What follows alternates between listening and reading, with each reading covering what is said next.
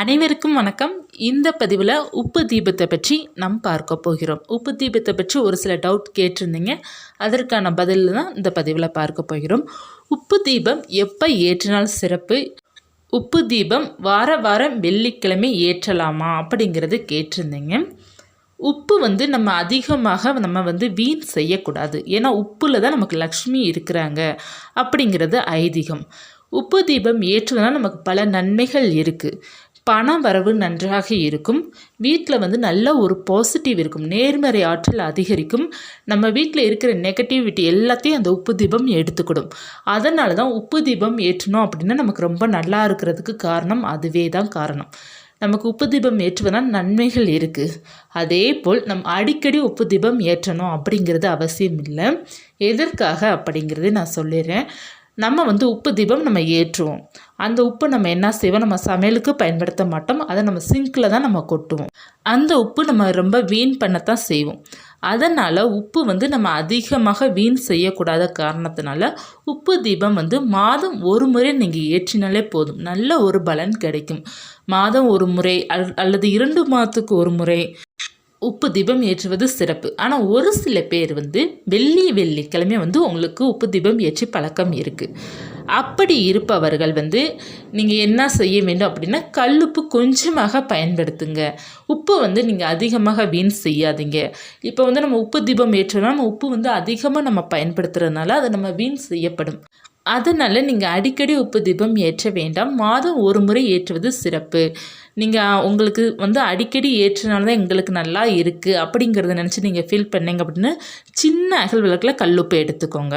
அந்த கல்லுப்பு எடுத்து அதற்கு மேலே ஒரு அகல் விளக்கு வச்சு அதற்கு மேலே ஒரு அகல் விளக்கு வச்சு நீங்கள் ஏற்றுங்க. சின்ன அகல் விளக்கில் கல்லுப்பு சும்மா ஒரு கைப்பிடி அளவோட கம்மியாகவே நீங்கள் எடுத்து கூட அந்த தீபத்தில் ஏற்றி வழிபாடு செய்யுங்க. இப்படி செய்யுங்க. அதிகமாக கல்லுப்பு வீண் செய்யாதீங்க. ஏன்னா கல்லுப்பு தீபம் ஏற்றும்போது நம்ம அதிகமாக கல்லுப்பு பரப்பிப்போம். அப்படி பரப்பி தான் நம்ம தீபம் ஏற்றுவோம். அதனால தான் நான் சொல்கின்றேன். என்னை பொறுத்த வரைக்கும் பார்த்தீங்க அப்படின்னா, அடிக்கடி கல்லுப்பு தீபம் ஏற்றாமல் மாதம் ஒரு முறை ஏற்றுங்க. ஏன்னா அந்த கல்லுப்பு தீபம் ஏற்றணும் நமக்கு பல நன்மைகள் இருக்குது.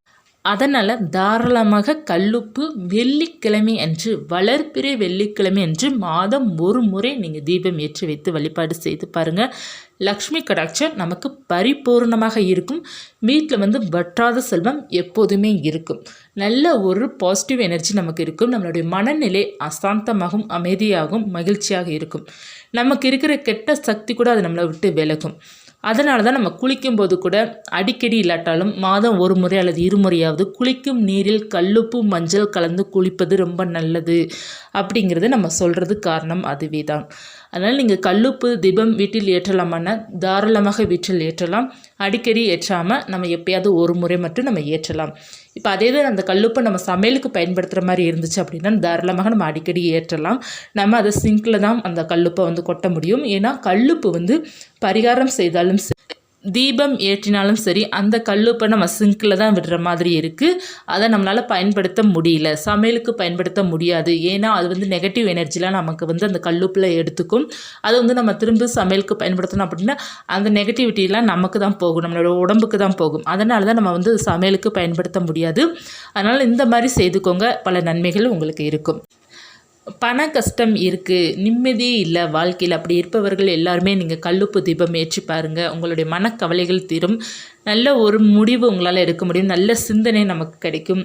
பண வரவும் இருக்கும். பணத்திற்காக மட்டும் கல்லுப்பு கிடையாது, எல்லா வித சந்தோஷத்திற்காகவும் கல்லுப்பு தீபம் ஏற்றுவது ரொம்ப நல்லது. நல்ல ஒரு பலனை உங்களுக்கு கொடுக்கும். கல்லுப்பு வைத்து நிறைய பரிகாரம் செய்யலாம். உங்களுக்கு அடிக்கடி கெட்ட கனவுகள் வருகின்றது அப்படின்னு கல்லுப்பு கொஞ்சம் எடுத்து ஒரு துணியில் கட்டி நம்ம தலகாணிக்கு அடியில் வைத்து படுக்கலாம். நமக்கு கல்லுப்பு வைக்கிறதுனால அந்த நெகட்டிவிட்டிஸ்லாம் எடுத்துகிட்டு அந்த கெட்ட கனவுலாம் நம்மளை விட்டு விலகிடும். உங்களுக்கு கண் திருஷ்டி அதிகமாக இருக்குது, ஒரு நல்ல சேரீ கட்டிட்டு கொஞ்சம் வெளியே போயிட்டு வந்தாலே நமக்கு கண்ணுப்படுது அப்படின்னு நீங்கள் போயிட்டு குளிக்கும்போது தண்ணீரில் நீங்கள் கல்லுப்பும் கொஞ்சம் மஞ்சள் போட்டு குளிச்சிங்க அப்படின்னா அந்த கண் திருஷ்டி போயிடும். உங்களுடைய வீட்டுக்கும் கண் திருஷ்டி படுது, உங்களுக்கு கண் திருஷ்டி படுது அப்படின்னா கல்லுப்பு குளியல் உங்களுக்கு நல்ல மாற்றத்தை கொடுக்கும். கடன் பிரச்சனை அதிகமாக இருக்குது, கண் திருஷ்டி அதிகமாக இருக்குது அப்படின்னா ஒரு சிவப்பு நிற துணியில் கல்லுப்பு வைத்து அதை கட்டி உங்கள் நிலைவாசலில் கட்டி வச்சிட்டிங்க அப்படின்னா அந்த கல்லுப்பில் அந்த நெகட்டிவிட்டிஸ்லாம் போயிடும். நமக்கு வீட்டுக்கு கண் திருஷ்டி படாது. ரொம்ப நல்ல ஒரு பலனை கொடுக்கும் இந்த பரிகாரம். கல்லுப்பு நீங்கள் வந்து உங்கள் வீட்டில் இருக்கிற 4 மூலையிலும் சின்ன சின்ன அகல் விளக்கில் போட்டு வச்சாலும் நம்மளுடைய வீட்டில் வந்து நல்ல ஒரு பாசிட்டிவ் எனர்ஜி இருக்கும். அந்த கல்லுப்புலாம் 15 நாளைக்கு ஒரு முறை அல்லது நல்லா அழுக்கு படிந்த பிறகு நீங்கள் வந்து அதை எடுத்து தண்ணீரில் வந்து கரைச்சி விட்டுறலாம். ஒரு 20 நாளைக்கு ஒரு முறை கூட அதை எடுக்கலாம். நல்லா தூசு அதிகமாக படுது அப்படின்னா நீங்கள் வந்து 10 நாளைக்கு ஒரு முறை எடுத்து அதை வந்து கல்லுப்பை வந்து தண்ணீரில் விட்டுருங்க. இந்த மாதிரி செய்து பாருங்கள், நல்ல ஒரு பலன் உங்களுக்கு கிடைக்கும். லக்ஷ்மி கடாட்சம் பரிபூர்ணமாக கிடைக்கும். நம்மளுடைய இல்லமும் ரொம்ப சிறப்பாக சந்தோஷமாக இருக்கும். இந்த பதிவு உங்களுக்கு உபயோகமாக இருக்கும்னு நினைக்கிறேன். இருந்துச்சுன்னா லைக் பண்ணுங்கள். இது போன்ற ஆன்மீக தகவலும் வராகின் பற்றிய தகவலும் பூஜை தகவலும் தெரிந்து கொள்ள நினச்சிங்கன்னா சேனலை சப்ஸ்கிரைப் பண்ணி வச்சுக்கோங்க. நன்றி.